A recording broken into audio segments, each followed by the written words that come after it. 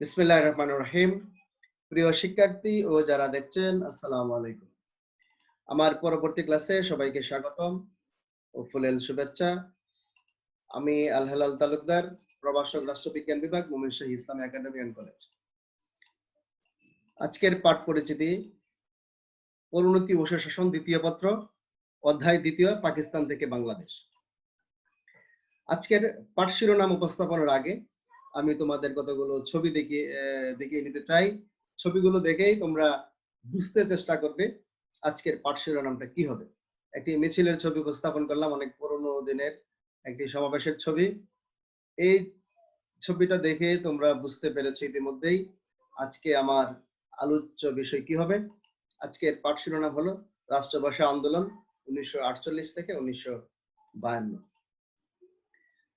ভাষা আন্দোলনের বিস্তারিত আলোচনার পূর্বে আমি স্বাধীনতা পরবর্তী পাকিস্তানের জনসংখ্যার একটি চিত্র তোমাদের সামনে উপস্থাপন করছি। অর্থাৎ পাকিস্তানের জনগণ কোন ভাষায় কতজন কথা বলতো। পাকিস্তানের সবচেয়ে সংখ্যাগরিষ্ঠ ভাষা ছিল বাংলা। পূর্ব বাংলায় 98.16 এবং পুরো পাকিস্তানে 56.40 মানুষের ভাষা ছিল বাংলা। দ্বিতীয় সংখ্যাগরিষ্ঠ ভাষা ছিল পাঞ্জাবি, 28.55। সিন্ধি ভাষায় কথা বলতো 5.48। পশতুন ভাষায় কথা বলতো 3.48%। উর্দু ভাষায় কথা বলতো 3.37%। বেলুচ ভাষায় 1.29। ইংরেজি ভাষায় কথা বলতো 0.02। অন্যান্য ভাষা এখানে ছিল, সে ভাষায় কথা বলতো 1.42%।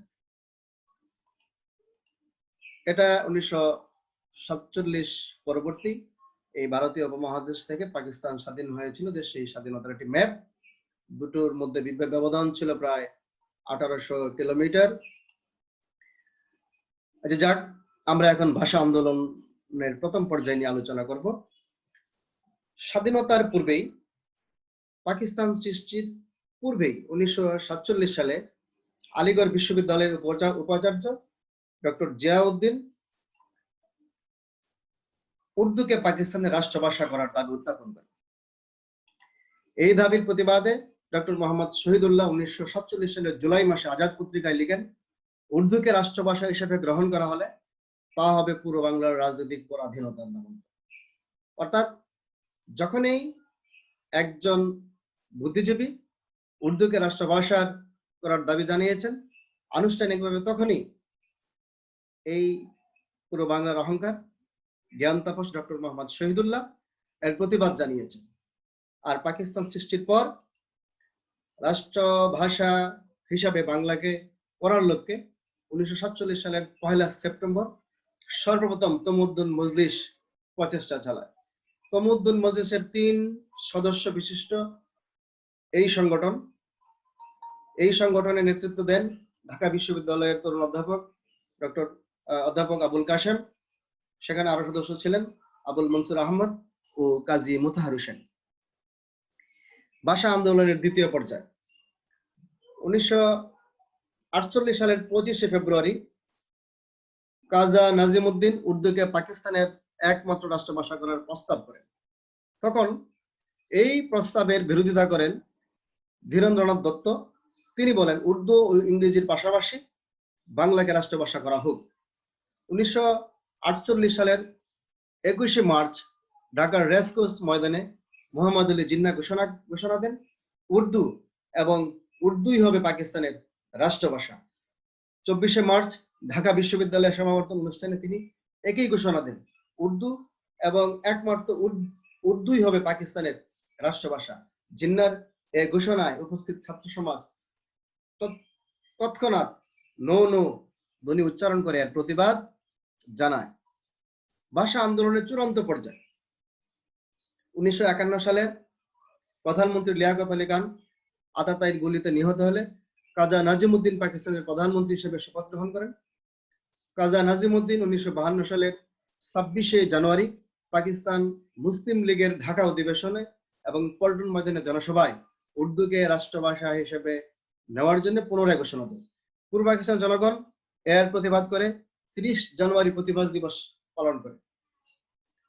31 জানুয়ারি সকল রাজনৈতিক দলের সমন্বয়ে রাষ্ট্রভাষা সংগ্রাম পরিষদ গঠন করা হয়। 4 ফেব্রুয়ারি শিক্ষা প্রতিষ্ঠানে ধর্মঘট, 11 ও 13 ফেব্রুয়ারি পতাকা মিছিল পালিত হয়। আওয়ামী লীগ নেতা শেখ মুজিবুর রহমান, মহিউদ্দিন আহমদ 1952 সালে 16 ফেব্রুয়ারি রাষ্ট্রভাষা বাংলা ও বন্দি মুক্তির দাবিতে আমরণ অনশন ধর্মঘট শুরু করেন। নুরুল আমিন মুসলিম লীগ সরকার 20 ফেব্রুয়ারি বিকাল থেকে ঢাকায় 1 মাসের জন্য 144 ধারা জারি করে। 21 ফেব্রুয়ারি রাষ্ট্রভাষা সংগ্রাম পরিষদ পূর্ব ঘোষণা অনুযায়ী হরতাল পালনের উদ্দেশ্যে 144 ধারা ভঙ্গের সিদ্ধান্ত গ্রহণ করে। ছাত্রনেতা গাজীউল হকের সভাপতিত্বে ঢাকা বিশ্ববিদ্যালয়ের কলা ভবনের আমতলায় ঐতিহাসিক সভা শুরু হয়। 21 ফেব্রুয়ারি বিভিন্ন শিক্ষা প্রতিষ্ঠানের ছাত্রছাত্রীরা শান্তিপূর্ণ শোভাযাত্রা শুরু করে। ছাত্রনেতা আব্দুল মতিনের প্রস্তাবক্রমে রাষ্ট্রভাষা বাংলা করার দাবি জানানোর জন্য 144 ধারা ভঙ্গ করে প্রাদেশিক আইন পরিষদ ভবন, বর্তমানে জগন্নাথ মিলনায়তনে যাওয়ার সিদ্ধান্ত গৃহীত হয়। রাষ্ট্রভাষা বাংলা চাই স্লোগানে মিছিল বের করা হলে পুলিশ লাঠিচার্জ ও কাঁদানে গ্যাস নিক্ষেপ করে মিছিলটি ভঙ্গ করে দেয়। বিকেল 3টার দিকে ছাত্র জনতা মাতৃভাষা বাংলার দাবিতে ঢাকা বিশ্ববিদ্যালয়ের কলা ভবন পেরিয়ে মেডিকেল কলেজ হাসপাতালের সামনে এলে পুলিশ শান্তিপূর্ণ মিছিলের উপর গুলি চালায়। পুলিশের গুলিতেই ঘটনাস্থলে নিহত হন বরকত, রফিক, জব্বার, সালাম সহ আরো নাম না জানা অনেকেই।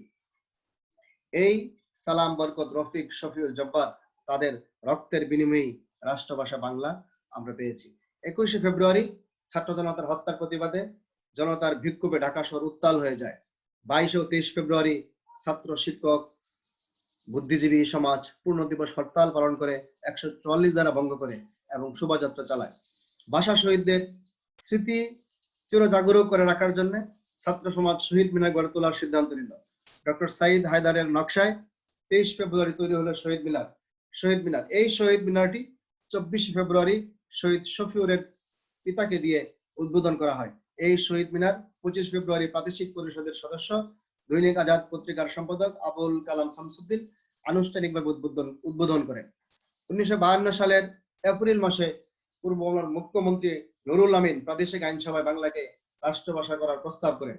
1956 সালে সংবিধানে উর্দুর সাথে বাংলাকে রাষ্ট্রভাষার স্বীকৃতি পায়।